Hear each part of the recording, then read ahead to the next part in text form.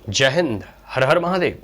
देखिए, हमने पिछले वीडियो में आपसे बात किया था कि कैसे पंजाब, हिमाचल प्रदेश ये दोनों राज्य बाढ़ से ग्रसित हैं और अभी किसान हितैषी मौजा पहनकर खेत जाने वाले प्रिय नेता राहुल गांधी मलेशिया टूर पे घूम रहे हैं। खैर चलो, सबसे बड़ा प्रश्न है कि राहुल गांधी अब तक पूरे साल भर में कह सकते हो 50 से 60 ऐसे विदेशी यात्रा करते हैं।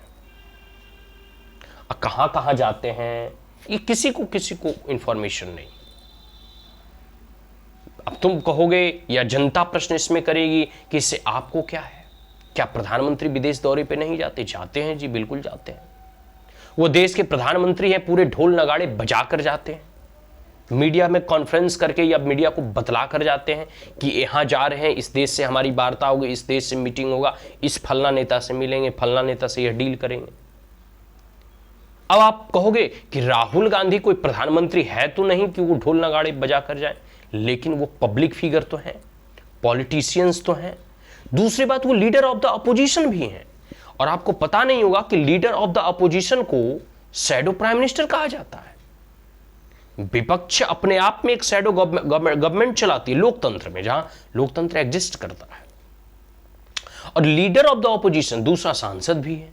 तो ये स्वाभाविक सी बात है कि हम एज अ पब्लिक फिगर के तौर पर, एज अ पॉलिटिशियंस के तौर पे राहुल गांधी को ऐसा क्वेश्चन कर सकते हैं कि आप इतने विदेश दौरा करते कहां हैं, किनसे मिलते हैं, आपके मिलने का एजेंडा क्या है, पर्पस क्या है, आप बिना बताए क्यों चले जाते हैं और कहां जाते हैं।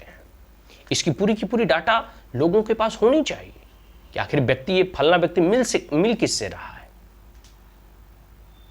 लोगों को और भारत के देश की जनता को जो है सच्चाई मालूम होनी चाहिए। अभी रिसेंटली राहुल गांधी मलेशिया दौरे पर थे। बगल में ही मलेशिया है, थाईलैंड है, मलेशिया है, म्यांमार है, कुलालमपुर है। मलेशिया में कुलालमपुर बहुत प्रसिद्ध जगह है, टूरिस्ट की अट्रैक्शन का प्लेस है, सब लोग घूमने जाते हैं। ठीक है, अब जो है राहुल गांधी मलेशिया ना जाकर के लैंकावी, ठीक है, लैंकावी द्वीप जाते हैं। और ये द्वीप जो है सीक्रेट्स मीटिंग के लिए जाना जाता है। एक तो है कुलालमपुर जो प्रसिद्ध है, लोग जिन जनरल घूमने वगैरह जाते हैं, लेकिन लैंकावी द्वीप जो है ये सीक्रेट्स मीटिंग के लिए जाना जाता है। बड़े बड़े यहां थिंक टैंक, डिप्लोमैट्स, ये सब वगैरह वहां जाते हैं। और सबसे बड़ा प्रश्न कि राहुल गांधी वहां गए क्यों,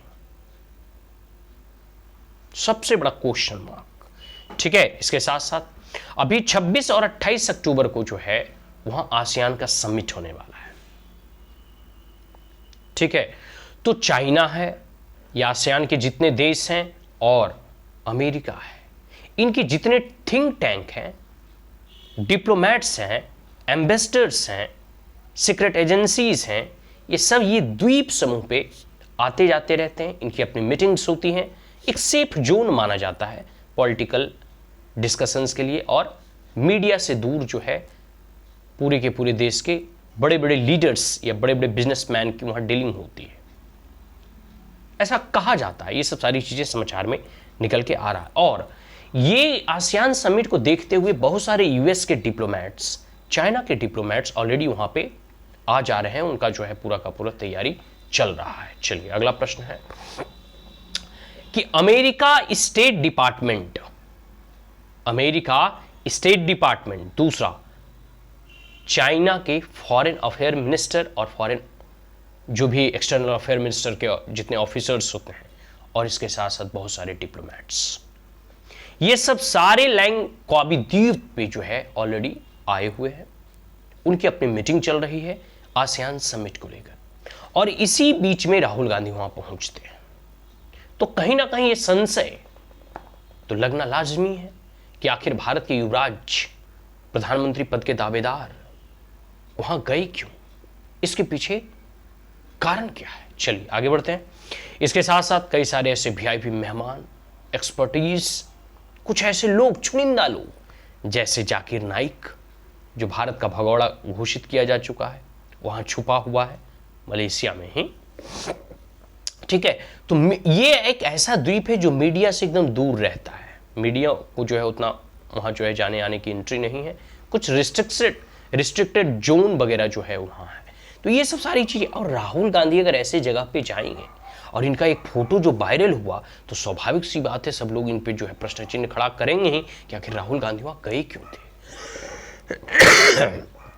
देखिए, जब सारे मीडिया कर्मी जो है कांग्रेस के प्रवक्ता से या कांग्रेस के लोगों से यह प्रश्न पूछने लगे, तो सारे कांग्रेस के नेताओं ने यह जवाब दिया कि यह उनकी निजी यात्रा है, इस पे बात नहीं की जा सकती। जब व्यक्ति एक बार पब्लिक लाइफ और पॉलिटिकल लाइफ में एंट्री ले लेता है ना, और उसमें भी ऐसा व्यक्ति जो लीडर ऑफ द अपोजिशन हो, तो उसकी कोई भी, उसके द्वारा उठाए गए कोई भी एक्शन निजी नहीं होता जी। कोई ना कोई उसके पॉलिटिकल मोटिव होते हैं, पॉलिटिकल एजेंडे होते हैं, और मीडिया या जनता तो आपसे प्रश्न पूछेगी कि आप वहां गए क्यों थे, जाने का पर्पस क्या था, एजेंडा क्या था, आपकी नेटवर्किंग क्या है, किससे सीक्रेट मीटिंग्स करने के लिए गए थे, इससे क्या राजनीतिक संदेश आप देना चाहते हैं, आखिर खेल चल क्या रहा है। अब सबसे बड़ा प्रश्न यह है, राहुल गांधी, कांग्रेस पार्टी या पूरे जो कॉन्स्पिरेटर्स हैं, जो षड्यंत्रकारी हैं, जो भारत में मोदी को बदनाम करने की चेष्टा करते हैं, जो भारत में मोदी को हटाने का प्रयास कर रहे हैं, या जो भारत के अगेंस्ट खेल रच रहे हैं एक षड्यंत्र का, तो खेल क्या चल रहा है इसको देखिए। खेल यह चल रहा है कि US versus India trade war, आपको मालूम ही होगा कि कैसे यूनाइटेड स्टेट ऑफ अमेरिका ने और ट्रंप की सरकार ने 50% जो है ट्रेड भारत के ऊपर थोपा है। फिर भी भारत की मार्केट उछाल पे है, तो ये नरेंद्र मोदी का अपना करिश्मेटिक ऑरा और पर्सनालिटी है, और नेक्स्ट जनरेशन जीएसटी रिफॉर्म्स और भी बहुत सारी ऐसी चीजें हैं।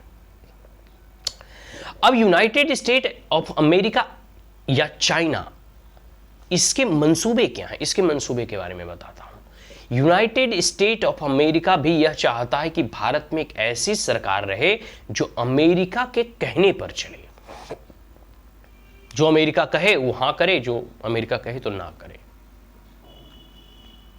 और ठीक उसी प्रकार चाइना भी चाहता है कि भारत में चाइनीज समर्थित सरकार रहे, और क्योंकि नरेंद्र मोदी ठोस निर्णयों को लेने के लिए जाने जाते हैं, हमने अमेरिका के टैरिफ के बावजूद भी झुकना स्वीकार नहीं किया, हमने चाइना को डोकलाम में पीछे घसकाया, अनगिनत ऐसे जगह पे जो है हम स्वदेशी की बात करते हैं, हर जगह हम जो है एक सशक्त और मजबूत तो जो है देश के तौर पे खड़े हैं। और भारत अभी तीव्र गति से बढ़ रहा है आर्थिक दृष्टिकोण से। दुनिया के आने वाले समय में विद इन 1 और 2 ईयर्स हम जो है तीसरी सबसे बड़ी अर्थव्यवस्था बन जाएंगे।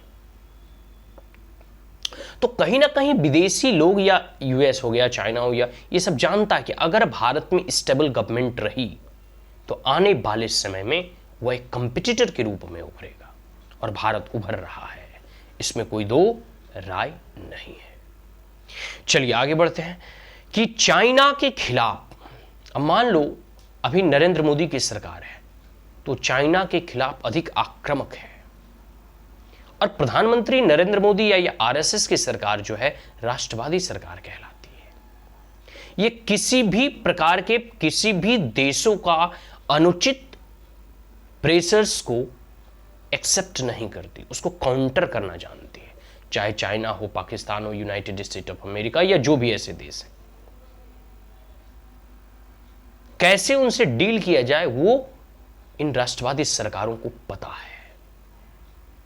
ठीक है, इसके साथ साथ सब लोग, सब देश जो भारत के अगेंस्ट कॉन्स्पिरेसी कर रहे हैं, वो कहीं ना कहीं, आप इस बात को स्वीकार कीजिए, वो कहीं ना कहीं इस षड्यंत्र में लगे हुए हैं कि किसी प्रकार से भारत की जो अभी स्थिर और मजबूत सरकार नरेंद्र मोदी के नेतृत्व में चल रही है उसको डिस्टेबलाइज किया जाए। इससे होगा क्या? पहला तो उनको अपने मन मुताबिक सरकार बैठाने में मदद, एक पपेट गवर्नमेंट भारत में बैठाने में उनको मदद मिलेगा। दूसरा, वह जो पपेट गवर्नमेंट होगा वो मिलीजुली सरकार से बनी होगी, वह ठोस निर्णय नहीं लेगी। तीसरा कि पपेट गवर्नमेंट अपने मालिक के और आका के कहने पर चलेगी। चौथा, अगर कोलिशन या पपेट गवर्नमेंट होती है तो उसकी आर्थिक वृद्धि भी धीमी हो जाती है। पांचवा कि आप कह सकते हैं कि किसी भी देश में आप देखो, खास करके भारत के मंडलम, प्रथम मंडलम में देखो, जो नेबरिंग नेशन है, अफगानिस्तान हो, पाकिस्तान हो, तुम्हारा म्यांमार हो, या आपका बांग्लादेश हो, नेपाल हो, श्रीलंका हो, हर एक देश में तख्ता पलट की कोशिश की जा चुकी है। और उस तख्ता पलट और उस रिवॉल्ट, रिवेलियन के विद्रोह के दौरान कितना आर्थिक नुकसान झेलना पड़ता है, कितना सामाजिक नुकसान झेलना पड़ता है, ये जग जाहिर है। अभी रिसेंटली नेपाल में क्या हुआ, इस किसी से छुपा हुआ नहीं है। तो इन सब चीजों से भारत को सतर्क रहना होगा। और जो लोग मलेशिया का दौरा करने जाते हैं, खास करके ऐसे लीडर, जब आप लीडर ऑफ द अपोजिशन, विपक्ष के शीर्ष नेताओं में जब शुमार हैं, तो आपको यह बतलाना होगा कि आप विदेश दौरा गए तो 3 दिन रहे तो किन किन से मिले। यह देश जानना चाहता है, यहां के लोग जानना चाहते हैं। और पूरे दुनिया के जितने भी कॉन्स्पिरेटर्स हैं, टूलकिट गैंग हैं, वह इसी विकल्प में है कि राहुल गांधी को एक विकल्प बनाया जाए नरेंद्र मोदी का। लेकिन यह असंभव है। राहुल गांधी कभी भी नरेंद्र मोदी के विकल्प नहीं हो सकते। भारत उन्हें कभी स्वीकार नहीं करेगा। आज के लिए इतना ही। आशा करता हूं यह विश्लेषण आपको अच्छा लगा हो। बहुत सारी ऐसी बातें हैं जो आपसे रेगुलर हम साझा करते रहते हैं। अगर अच्छा लगा हो तो इसे लाइक, शेयर और सब्सक्राइब करना ना भूलें। Also press the bell icon. जय हिंद, हर हर महादेव।